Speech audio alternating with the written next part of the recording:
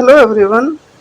इस video lecture series में हम डिस्कस कर रहे हैं, हम एक्सप्लेन कर रहे हैं MIT OCW वेबसाइट के ऊपर जो एक कोर्स है इलेक्ट्रोमैग्नेटिज्म सेकंड, कोर्स नंबर है 8.07 एंड ये कोर्स डिजाइन किया गया है प्रोफेसर एलन गुथ के द्वारा।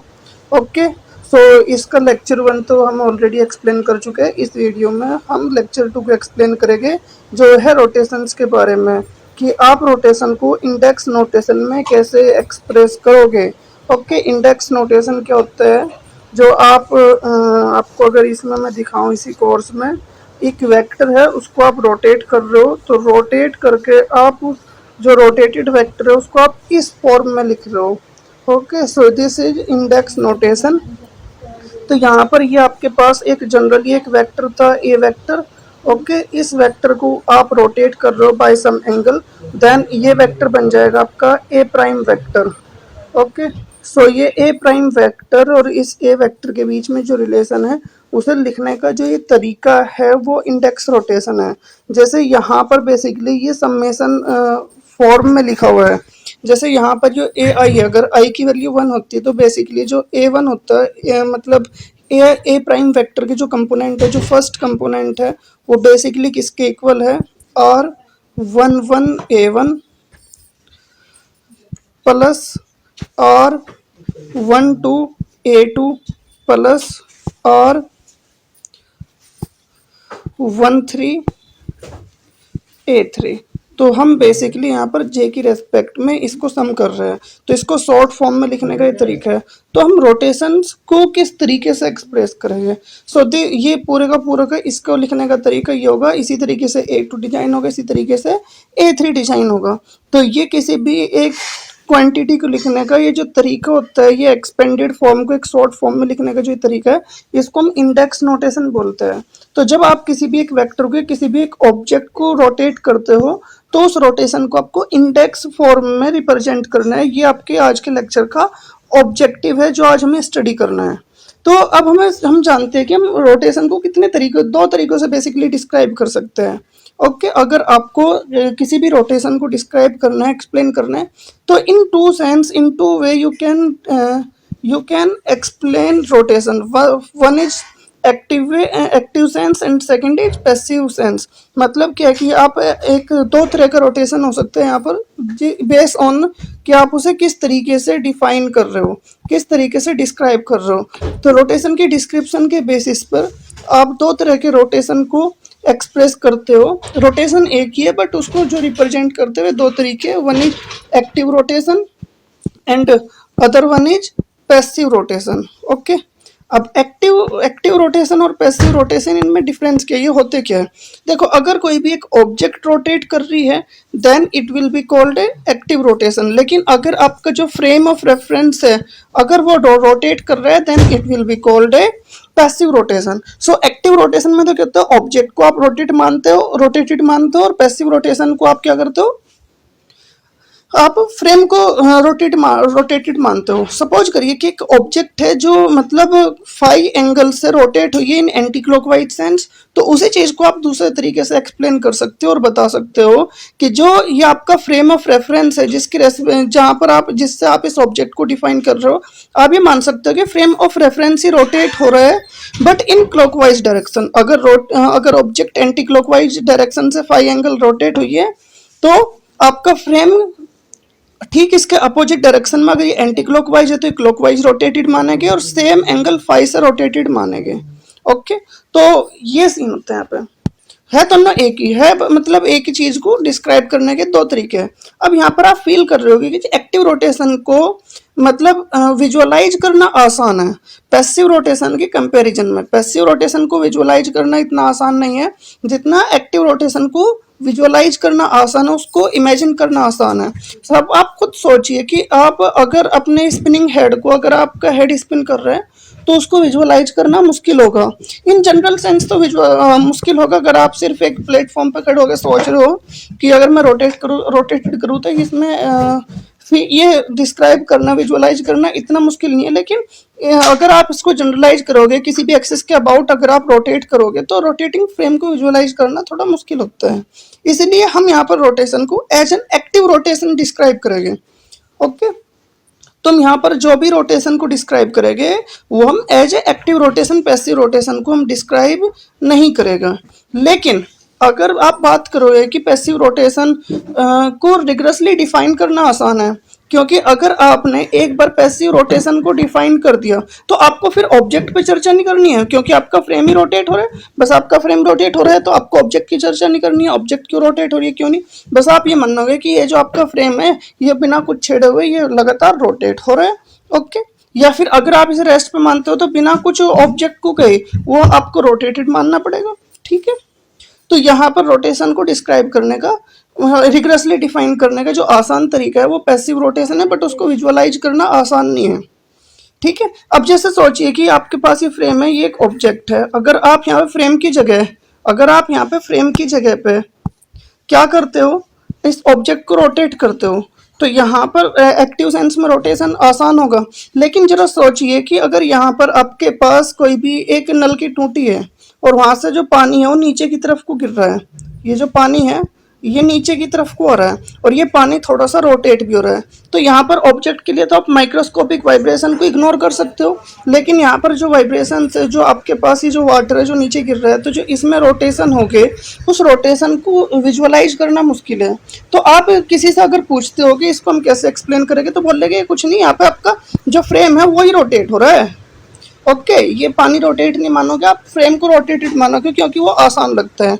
लेकिन हम यहाँ पर भी क्या करेंगे, अगर हम फ्रेम को रोटेट करके डिफाइन कर लेते हैं, रोटेशन को डिस्क्राइब कर लेते हैं, तो फिर हम ये मानेंगे कि अगर आपका फ्रेम एंटी क्लॉकवाइज डायरेक्शन में रोटेट हुआ है तो ऑब्जेक्ट क्लॉकवाइज डायरेक्शन में रोटेट हुई होगी बाय द सेम अमाउंट। अगर ये 5 एंगल से रोटेट हुआ है तो ये भी 5 एंगल से रोटेट होगा। तो यहाँ पे डिस्क्रिप्शन इस तरीके से लेते हैं कि हम फ्रेम को अगर रोटेट कर रहे हैं तो ठीक अपोजिट एंगल रोटेट होगा इस वाटर का, तो यहाँ पर भी हम एक्टिव रोटेशन ही डिफाइन करेंगे। ओके, सो इसलिए हम रोटेशन को सबसे आसान तरीका है एक्टिव रोटेशन को। और यहाँ पर जो मैं रोटेशन की बात कर रहा हूँ ये जेड एक्सिस के अबाउट रोटेशन की बात कर रहे हैं कि आपके पास ये है ये जेड एक्सिस, और जेड एक्सिस के अबाउट ये फ्रेम रोटेट हो रहा है और ये ऑब्जेक्ट है, ये जेड एक्सिस के अबाउट आप अपोजिट डायरेक्शन में रोटेटेड मानोगे। ठीक है, अगर ये 5 एंगल से एंटी क्लॉकवाइज डायरेक्शन में रोटेट हुआ है फ्रेम, तो ऑब्जेक्ट क्लॉकवाइज डायरेक्शन में रोटेट होगी बाय द सेम एंगल 5।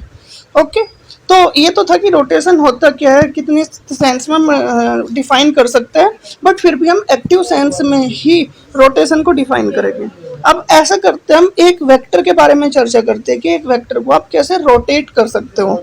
ठीक है ना, आप एक वेक्टर के रोटेशन को डिफाइन करते हैं। तो आपके पास ये एक एक्स एक्सिस है, ये एक फ्रेम है, ये वाई एक्सिस है, ये दूसरा फ्रेम है। ठीक है, और ये यहाँ पर आप एक वेक्टर को डिफाइन कर रहे हो, ये आपके पास ये वेक्टर ए है, सो दिस इज वेक्टर ए। तो यहाँ पर ये जो वेक्टर ए है इसको आपने रोटेट कर दिया, अब ये रोटेट होकर ये वाला वेक्टर आ गया यहाँ पर। ओके, तो आपने इस वेक्टर को सपोज सम एंगल फाई से रोटेट कर दिया या थीटा से रोटेट कर दिया, आप थीटा से रोटेट करके मानिए। तो जब ये जो रोटेट करके वेक्टर बना, सपोज करिए ये वाला नया वेक्टर हो गया आपका ए प्राइम वेक्टर। सो दोनों वेक्टर डिफरेंट है, one is vector A and another one is A prime. Okay, A prime बना है ए वेक्टर को 5 एंगल से एंटी क्लॉकवाइज डायरेक्शन में रोटेट करने से, ये सिचुएशन आपने कंसीडर की है। ओके, सॉरी थीटा एंगल से रोटेट करना है। अब यहाँ पर आपको ए प्राइम को डिस्क्राइब करना है इन द टर्म्स ऑफ ए। अब जो ए वेक्टर है बेसिकली इसके 3 कंपोनेंट है। ए वेक्टर को आप इस तरीके से डिनोट कर सकते हो, यहाँ पर बेसिकली 3 एक्सिस होती है। 3 एक्सिस क्या होती है, एक एक्स एक्सिस होती है, एक वाई होती है, एक जेड एक्सिस होती है। एक्स एक्सिस के अलोंग जो यूनिट वेक्टर होता है वो ई एक्स कैप होता है, इसको हम E1 कैप बोल देते हैं। वाई एक्सिस के अलोंग जो यूनिट वेक्टर है इसको हम E2 कैप बोल देते हैं, और जेड एक्सिस के अलोंग जो यूनिट वेक्टर है इसको हम E3 कैप बोल देते हैं। तो इसी तरीके से यहाँ पर हम ए वेक्टर को कैसे लिख सकते हैं, ए जे ई जे कैप। ए जे ई जे कैप ये इंडेक्स नोटेशन में है, इसका पूरा मतलब ये होता है, ये बेसिकली क्या है आपका A1 E1 प्लस ये कैप है A2 E2 plus A3 E3। Okay, तो यहाँ पर ये तीन वेक्टर है, this is A1 E1 plus A2 E2 plus A3 E3, और इसको हमने इंडेक्स नोटेशन में AJ EJ से रिप्रेजेंट किया है। अब हम इसमें आगे बात करते हैं। तो यहाँ पर जो आपको आप एक वेक्टर को रोटेटेड वेक्टर को ऐसे डिफाइन कर सकते हो। अब जरा सोचना, हम दोबारा बनाते हैं डायग्राम। आपके पास ये इधर एक्स एक्सिस है, इधर वाई एक्सिस जेड एक्सिस जो भी बनती है, ये आपके पास ओरिजिनल वेक्टर है, दिस इज वेक्टर ए, और इस वेक्टर को आपने रोटेट किया है by some angle theta, and rotate होने के बाद ये आपका वेक्टर बन गया ए प्राइम, एंड ये वाला जो एंगल है दिस एंगल इज थीटा, आपने इसको थीटा से रोटेट किया।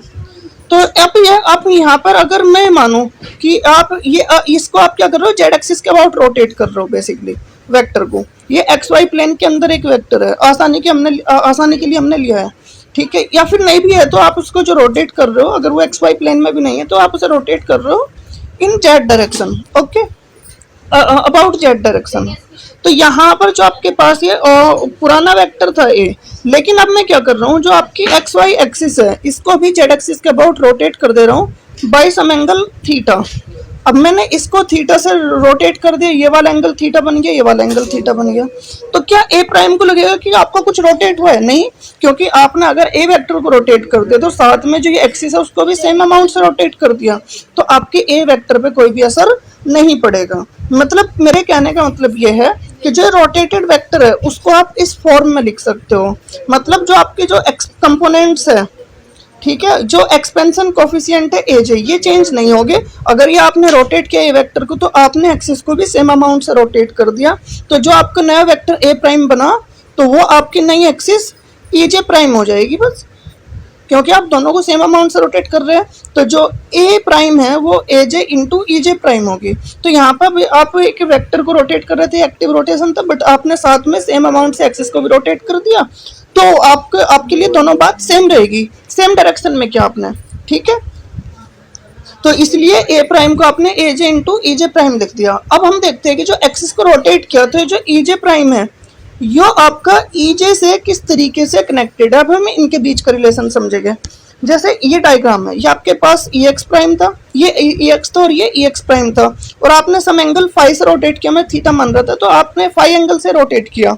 तो इस ई एक्स प्राइम और इस ई एक्स के बीच में क्या रिलेशन होगा, अब हम ये देखेंगे। तो ये बहुत सिंपल रिलेशन है। सिंपल रिलेशन कैसे है, क्योंकि अगर आपको ई एक्स प्राइम को ई एक्स की टर्म्स में लिखना है तो बेसिकली आप ऐसा सोचिए कि ये वाला वेक्टर और ये वाला वेक्टर, इन दोनों का सम क्या होगा, आपका ई एक्स प्राइम होगा।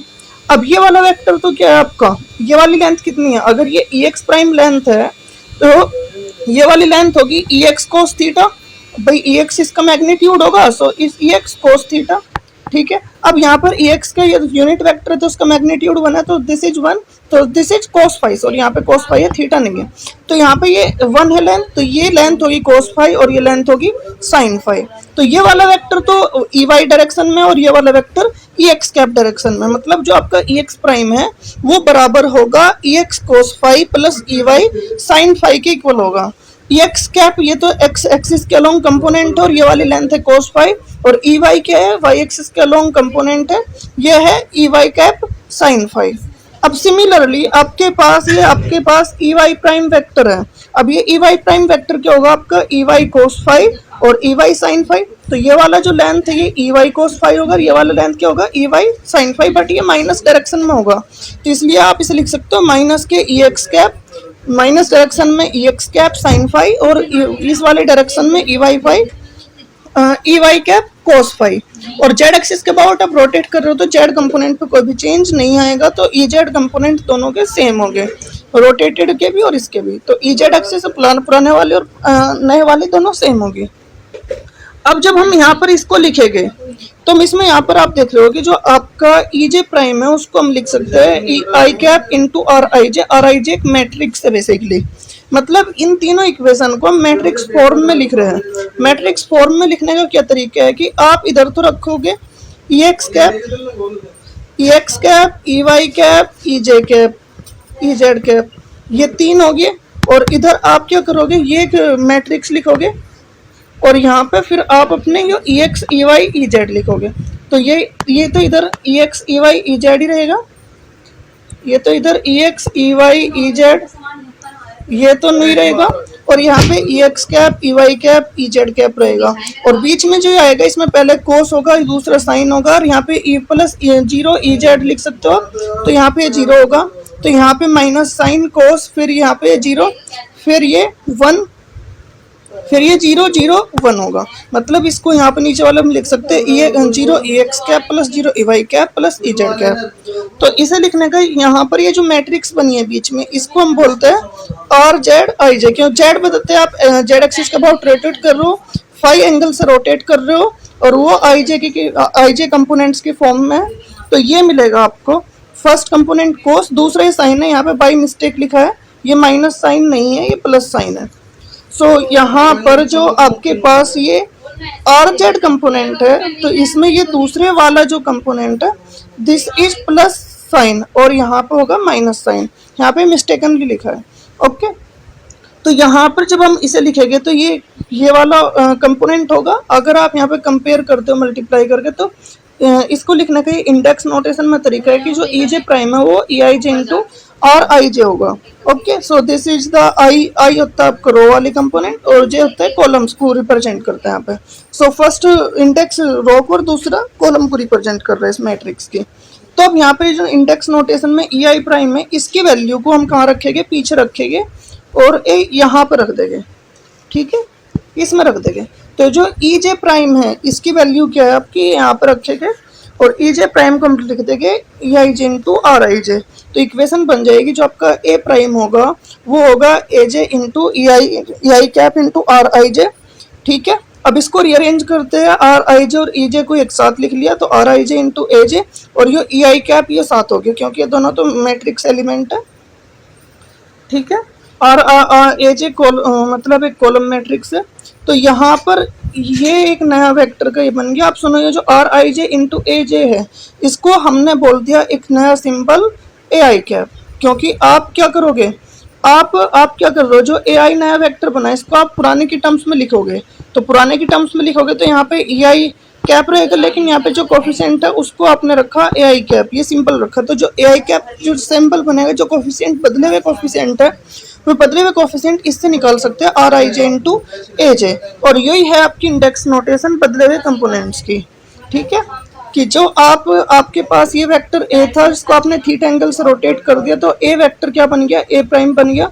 तो जो इसके कोफिशिएंट्स हो गए उसको हम इससे निकाल सकते हैं। अगर पुराने वेक्टर की कोफिशिएंट ए जे है तो उसमें हम आर आई जे इस मैट्रिक्स की रोटेशन मैट्रिक्स की मल्टीप्लाई करेंगे, एंड नया वेक्टर आपको मिल जाएगा ए आई प्राइम। ठीक है, और यहाँ पर हम जे टर्म्स में, जो आपका जो इंडेक्स जे है उसकी टर्म्स में मतलब क्या कर रहे हैं, सम कर रहे हैं। तो यहाँ पे जो ए वन है वो क्या होगा, R one one A one plus R one two A two plus R one three A three. अब क्या हो गया, आर वन टू ये कहाँ से है, तो ये जो आपके पास मैट्रिक्स है इसमें ये जो आई जे लिखा है ये इसी के पर्पज होता है। पहला कंपोनेंट होता है आपका आर वन वन, दूसरा होता है आर वन टू, ये है आर वन थ्री, ये है आपका आर टू वन, ये आर टू टू, ये R two three, R three one, R three two, R three three. तो इसी तरीके से यहाँ पर ये जो है इसको हम मैट्रिक्स फॉर्म में भी लिख सकते हैं तीनों के लिए। तो इसी इक्वेशन को अगर आपको मैट्रिक्स नोटेशन में लिखना है तो वो कुछ इस तरीके से लिखा जाएगा, लेकिन इन्होंने साथ में यहाँ पे कुछ कंडीशंस लिखी है। इसको इस तरीके से लिखने की कंडीशन क्या है कि ये जिस इंडेक्स की सम में आप क्या कर रहे हो, सम निकाल रहे हो, जैसे यहाँ पे जे इंडेक्स की रेस्पेक्ट में सम कर रहे हैं, तो यहाँ पर ये जो रिपीटेड इंडेक्स है, जो ये पहले वाले में तो जे है और दूसरे में जे है, ये दोनों ही रिपीट हो रही है। तो रिपीटेड इंडेक्स क्या है, यहाँ पे एडजेसेंट है, मतलब जो इंडेक्स रिपीट हो रही है वो इस फॉर्मूले में क्या है, एक दूसरे के पास पास रखिए, एडजेसेंट ये वाला जे और ये वाला जे। और दूसरी बात, यहाँ पर आप जो कोई भी फैक्टर लिख रहे हो उसमें नंबर ऑफ इंडेक्स दो है, ज्यादा से ज्यादा, दो से ज्यादा नंबर ऑफ इंडेक्स नहीं है। तो अगर किसी फैक्टर में दो से ज्यादा नंबर ऑफ इंडेक्स नहीं है और रिपीटेड इंडेक्स एक दूसरे से एडजेसेंट, जैसे यहाँ जे के बाद फिर दूसरे इंडेक्स जे है, तो उस केस में आप इस इक्वेशन को इस फॉर्म में लिख सकते हो। तो ये आपके को जो कंपोनेंट्स हो गए, ये आपके रोटेटेड वेक्टर के हो गए जो फाइव एंगल से रोटेट करके बना, और ये ओल्ड वेक्टर के हो गए। ये आपको R one one R two two ये मैट्रिक्स लिखी है, ये वही वाली मैट्रिक्स है जो हमने ये ऊपर कोस साइन की मदद में लिखी थी, ये लिखी थी, यही वाली मैट्रिक्स है। ओके, बस ये थोड़ा जनरलाइज करके लिख रहे हैं। अब हम एज एन असाइड, असाइड का देखो मतलब क्या होता है, इन्होंने यहाँ पर लेक्चरर ने नीचे भी समझाया कि अगर आपको ये वाला पोर्शन जो हम असाइड अभी पढ़ेंगे हम इसे समझेंगे, अगर आपको ये समझ नहीं आता है तो आपको चिंता नहीं करनी, आप उसे छोड़ सकते हो क्योंकि ये बाद में कोर्स में सामने नहीं आएगा। ओके, तो यहाँ पर एज एन असाइड जो हमने ये वाली इक्वेशन है इसको हम जनरलाइज करेंगे। अभी तक हम क्या कर रहे थे कि जेड एक्सिस के अबाउट रोटेट कर रहे थे। अब मैंने कोई भी एक आर्बिट्रेरी वेक्टर ले लिया एन कैप, और मैं अब इस एन कैप के अबाउट क्या करूंगा, अपने कोऑर्डिनेट सिस्टम को रोटेट करूंगा। जेड एक्सिस के अबाउट नहीं करेगा, हम इस एन कैप एक आर्बिट्रेरी वेक्टर है इसके अबाउट रोटेट करेगा और उसके लिए इस इक्वेशन को जनरलाइज करेंगे। तो यहाँ पर जो हमने अभी पहले किया था वो बेसिकली हम जेड एक्सिस के अबाउट रोटेट कर रहे थे, तो हमने यहाँ पे एन आई कैप एक अलग वेक्टर मान लिया जिसको हम डेल्टा आई थ्री बोल रहे हैं। डेल्टा आई थ्री बेसिकली जब आई थ्री के इक्वल होगा तो वैल्यू 1 आएगी, और जब आई थ्री के इक्वल नहीं होगा तो वैल्यू 0 आएगी। ये डेल्टा फंक्शन बताता है, मतलब जब ये इंडेक्स सेम है तो वैल्यू 1 है, और जब ये इंडेक्स सेम नहीं है तो वैल्यू 0 है। मतलब ये जेड एक्सिस के अबाउट रोटेट किया था, तो हमने एक्सिस 3 जो जेड एक्सिस है उसके अबाउट रोटेट कर रहा था। जो हमने डिफाइन किया वो एन आई के अबाउट रोटेट किया है बेसिकली। ठीक है, तो यहाँ पर जो हमारा जो आर जे मैट्रिक्स आएगी ये क्या बनेगी, तो यहाँ पर आपने देखा होगा कि जो आपके इसके डायगोनल एलिमेंट्स है वो कोस फाई है और थर्ड एलिमेंट 0 है। तो इस मैट्रिक्स में जो हमने आर आई थ्री के अबाउट रोटेट किया था, एन आई के अबाउट रोटेट किया था, इस मैट्रिक्स में जो डायगोनल एलिमेंट है वो कोस फाई है और थर्ड वाला डायगोनल एलिमेंट 1 है। तो हम क्या कर रहे हैं, कि जो हमने डेल्टा आई जे को डिफाइन किया, डेल्टा आई जे कोस फाई, मतलब आई अगर जे के बराबर है जैसे R11 R22 R33 उसके वे कंपोनेंट तो हमने तीनों डायगोनल एलिमेंट कर दिया हमने कोस फाई, लेकिन जो तीसरा वाला डायगोनल एलिमेंट है वो कोस फाई नहीं है, उसे 1 करना है। तो उसके लिए हम ये इस एक्स्ट्रा फैक्टर की मल्टीप्लाई करेंगे, ये एक्स्ट्रा फैक्टर होगा N I dot N J. अच्छा जी, अब अगर दो वेक्टर एक दूसरे के परपेंडिकुलर है तो उनका डॉट 0 आता है। तो मतलब क्या है कि यहाँ पे जो आपका N I dot N J है, तो अब आप यहाँ पे क्या कर रहे हो, एन आई को डिफाइन कर रहे हो किससे, जो आपका जेड एक्सिस उसे डिफाइन कर रहे हो। तो Z axis dot Z axis ई Z cap dot E Z ये बनाएगा इंटू में 1 माइनस कोस पाई। मतलब ये वाला जो फैक्टर है ये जो थर्ड R33 है उसके कोस फाई को एलिमिनेट करेगा, और जो बाकी आएगा, जो बाकी बचे हुआ पोर्शन है वो आएगा ऑफ डायगोनल टर्म्स, और ये ऑफ डायगोनल टर्म्स इसके इक्वल होगा जहाँ पे एप्सिलॉन आई जे के का मतलब क्या है, ये लिवोसिविटा सिंबल है। अगर आई जे के साइक्लिक है तो इसकी वैल्यू 1 आएगी, और अगर आई जे के नॉन साइक्लिक है तो इसकी वैल्यू 0 आएगी। तो हमने देखा कि R21 और R12 दोनों एक दूसरे के अपोजिट है, और ये वैल्यू साइन फाई के इक्वल है। देखो इन्होंने यहाँ पे भी लिखा, मैंने बोला था कि जो R21 है ये साइन फाई के इक्वल है, यहाँ पे इन्होंने मिस्टेक की थी इसमें, यहाँ पे इसको इन्होंने ये साइन फाई, ये बेसिकली माइनस साइन फाई है R21, ठीक है ना, और R12 क्या है आपका प्लस साइन फाई है। ठीक है, तो ये कुल मिला के एक दूसरे के अपोजिट है, और इनको हम ऑफ डायगोनल टर्म्स को हम इससे इस साइन आएगा बाकी टर्म्स 0 आएगी, तो एप्सिलॉन आई जे के एन के कैप साइन फाई इसको हम माइनस कर देंगे। तो ये एज एन असाइड है, हम इसको जनरलाइज कर सकते हैं, हम एक रोटेशन मैट्रिक्स निकाल सकते हैं अगर हम किसी भी आर्बिट्रेरी एक्सिस के अबाउट रोटेट कर रहे हैं अपने कोऑर्डिनेट सिस्टम को। और हम इसको वेरीफाई भी कर सकते हैं अगर हम यहाँ पे एन कैप को क्या माने, डेल्टा आई थ्री माने, जेड एक्सिस के अबाउट रोटेट करके देखें तो जेड एक्सिस के अबाउट जो हमने पुरानी मैट्रिक्स पढ़ी थी आपको वही मैट्रिक्स मिल जाएगी। ये था लेक्चर 3 का एक्सप्लेनेशन। अगर आपको यहाँ पर किसी भी पार्ट में डाउट है देन प्लीज कमेंट करिए, एंड मिलते हैं नेक्स्ट क्लास में। Thanks for attending the lecture.